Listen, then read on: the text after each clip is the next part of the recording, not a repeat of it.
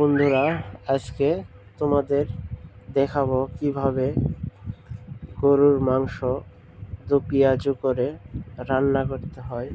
প্রথমে আলু কয়টা ভেজে নিব হলুদ মাখায়ে, তারপর একটু ডালনা ভেজে নিলাম, তারপরে পেঁয়াজ দো পেঁয়াজু করে কুচি কুচি করে একটু লাল রসালো করে নিলাম, তারপরে মাংসটুকু দিয়ে নাড়াচাড়া করে মাংসর উপরে একটু হলুদ ছিটাই দিলাম, একটু লবণ ছিটাই দিলাম, একটু ধনে গুঁড়ো দিয়ে দিলাম, একটু টমেটো দিয়ে দিলাম, একটু কাঁচা লঙ্কা দিয়ে দিলাম। দেওয়ার পর নাড়াচাড়া করার পর মাংসটা যখন লাল টকটকে হয়ে আসবে তখন একটু পানি বসাই দিলাম, তারপর ঢেকে দিলাম। ঢেকে দেওয়ার পর ব্যাস, মাংস রেডি। এখন খাওয়ার জন্য প্রস্তুতি নিতে হবে।